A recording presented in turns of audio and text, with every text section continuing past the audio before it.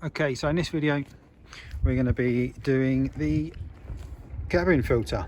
It's not been done for quite a while, so as much as we're not having any issues, we're going to get this cabin filter changed. It's going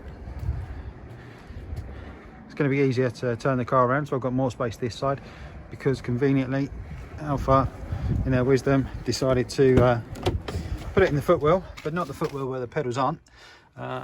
Kept it in the footwell over this side where it met the European market, but it was easier to leave it where it was than change it and make it awkward for the UK. So we're going to get the car turned around so we can open the door wider, and then we'll look at how to do it.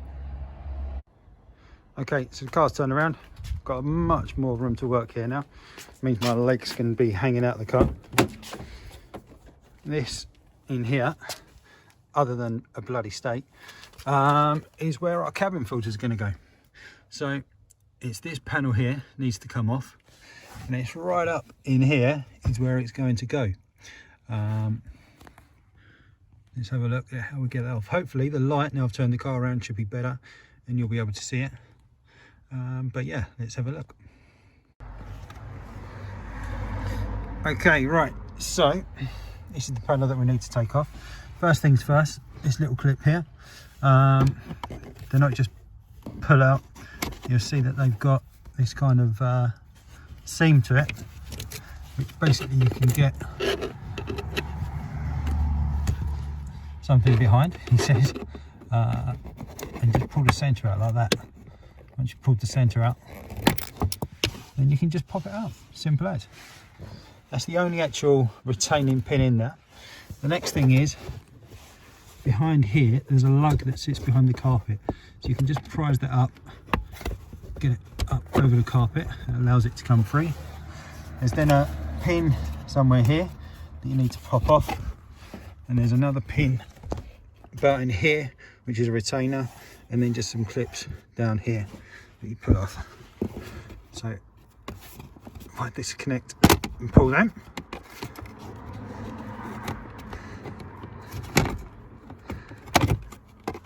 the whole thing comes away. There we go, simple as.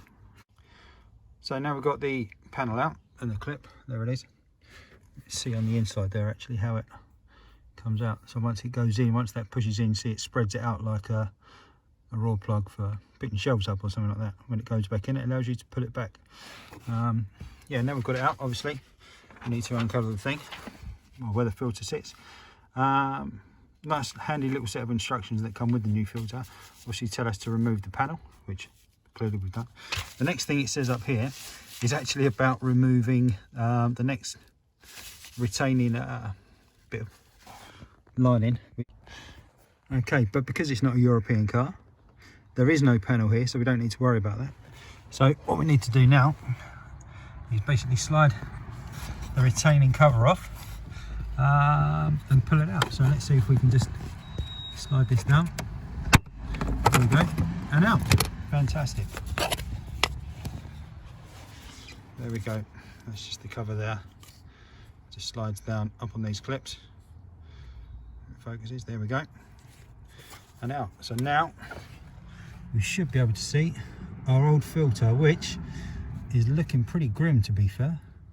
Be interested to have a look at this. Okay, let's see if we can grab this, get the focus on here. Okay, just going to push that in, see if I get my fingers underneath it. If not, I'll get a pair of grips or something just to pull it. Bit difficult to do with one hand while trying to hold the camera, but I'm guessing as this one's the old one, I'm not too fussed about damaging it. Apologies for my hand. Okay, so we've got it out. It's not ideal. This is obviously the dirty side. You can see the leaves and bits of stuff that it's done a very good job of filtering and not allowing into the cabin. The back side still pretty grim, but to put it into context, how do we know it's dirty? There's the new one. Look at the colour of it. I'm not too sure that that filter was being efficient. Yeah, let's get the new one in and get it put back together. Okay, when we put the new one in, just look at the top, make sure that we get it right. So airflow coming in through that direction, so we know that it needs to go in the car in that direction. So the air comes in from the back, from obviously the front of the car, and comes out this side through our lovely vents.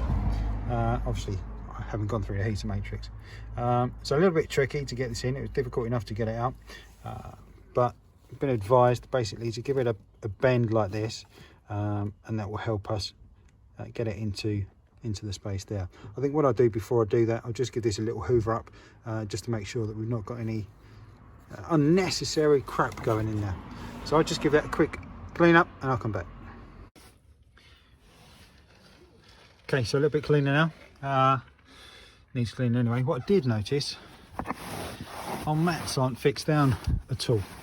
Obviously these mats have got the lug in there, but there is no lug in the carpet for them. So maybe we'll look at getting some clips for them just to keep it in place. More too often come back to the car and find the missus with the mat right up underneath it. Never good for braking, but not that the pedal should ever go that far, but obviously it stops you getting that all the way to the floor, which is never a good thing. We always want to be able to get the throttle to the floor. So now we're clean, checking again, we've got it in the right direction. Let's have a see how we can get this back in. I'll see if I can get the camera set up so that you can watch.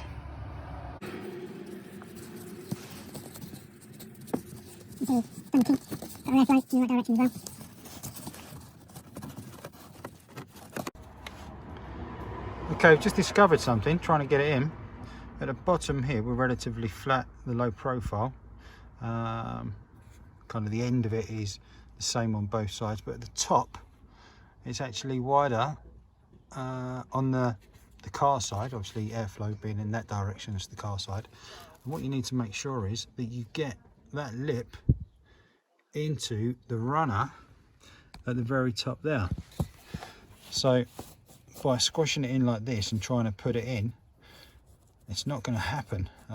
It just didn't feel like it was going in right, so I pulled it back out and had a check. So we need to make sure that we get this top corner, it focuses, this top corner here with this proud side into the runner at the top.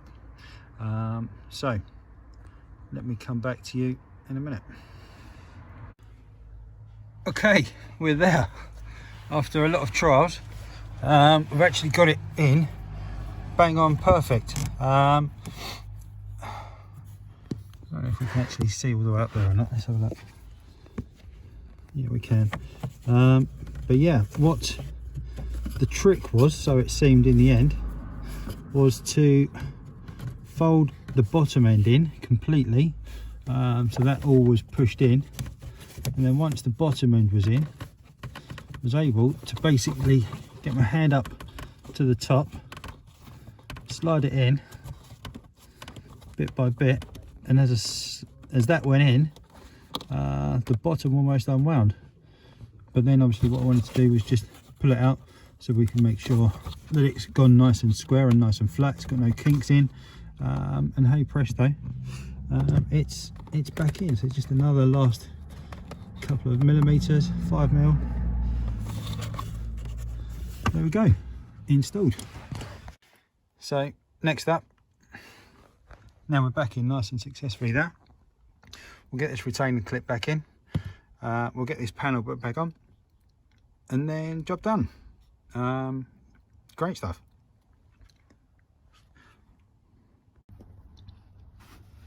I thought before I put this back on, I'll just show you what it looks like behind it, if I've got it out the right way. So you can see, this is the bit I said about the tucks behind the carpet. Over here is the clip. This is the clip here and here. They go in here and here respectively, obviously. And then obviously this is where our retaining grub screw will come back through as well. Obviously we need to make sure that the pin is pushed out on that. There we go, just like that, before we put that back in. So I'm going to get this back together, and then we'll start the car up and get some air flowing, see what it seems like. Okay, so everything's back together. Everything went in together really well.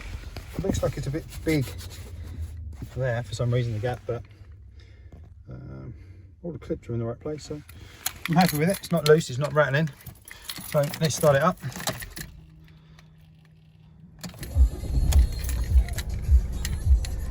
So when it's used enough, let's get some air flowing.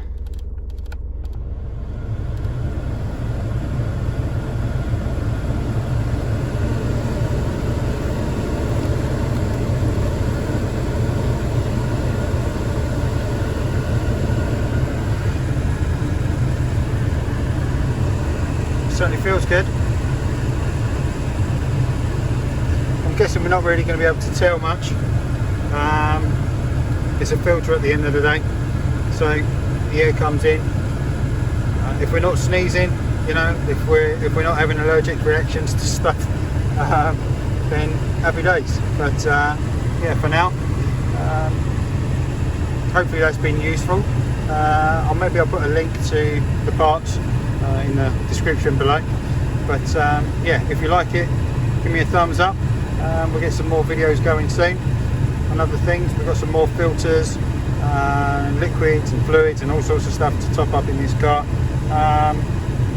But yeah, for now, look forward to the next video, and yeah, time for a cup of tea.